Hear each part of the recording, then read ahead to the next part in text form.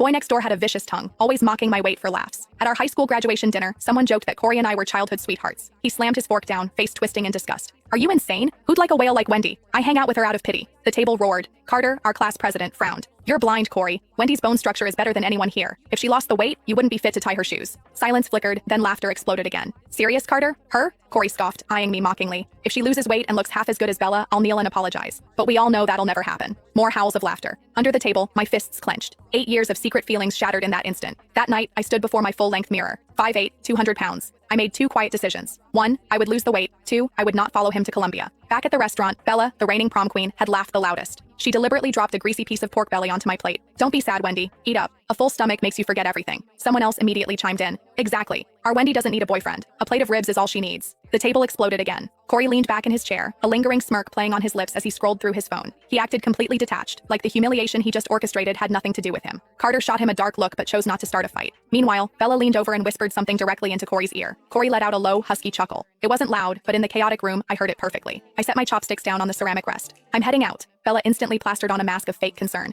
Wendy, please don't be mad. We were honestly just joking around. I ignored her completely. I grabbed my purse and walked toward the exit. As I passed Corey's chair, he didn't even bother to look up. He was too busy texting Bella. I stopped right beside him. Corey? He finally lifted his head, his eyes laced with heavy impatience. What? Every single word you said today. My voice was eerily quiet. One day, you are going to regret them. He raised an eyebrow, letting out a dismissive scoff. Me? Regret? I guarantee you I will never. I didn't stick around to hear the rest. I pushed the heavy restaurant doors open and walked out into the night. The street was suffocatingly quiet. My hands were shaking violently, but I refused to let a single tear fall. It wasn't that I didn't feel the pain. It was because it hurt so deeply that crying felt completely useless. My best friend Gemma chased after me, grabbing my wrist tightly. Wendy, I swear to God I will go back in there right now and dump a drink on his. Gemma. I cut her off, my voice raw and scraped hollow. Just walk with me. The amber streetlights stretched our shadows out across the pavement. We walked for a long time before I finally spoke again. He's right about one thing. I am 200 pounds. But he said I could never lose it. I am going to make him eat those words. Gemma bit her lip hard and didn't say a word. She just squeezed my hand tighter. When I finally got home, the house was completely dark. My parents were already asleep. I stood alone in the bathroom under the harsh fluorescent lights. I actually had a medium frame, but it was completely buried. My face was dangerously round, my jawline practically non-existent. But as I leaned closer to the glass, I saw the truth. My eye shape was striking. The bridge of my nose was naturally high, and there was a tiny, delicate beauty mark resting right beneath the outer corner of my eye. Carter's words echoed in my ears. If she ever lost the weight, you wouldn't even be fit to tie her shoelaces. Was it true? I didn't know. But tonight, my mind was set. First, I was dropping the weight. My goal was 115 pounds. Second, I unlocked my phone and logged straight into the university admission portal. My cursor hovered over Columbia University's Fine Arts program. I stared at those glowing letters for a long time. I picked that major 3 years ago solely to stay close to Corey. I spent countless sleepless nights perfecting my portfolio just to make sure we ended up in the same city. Enough. I hit delete. In the search bar, I typed UCLA. Distance, 3,000 miles away. My thumb hovered over the confirm button. 1 second, 2 seconds.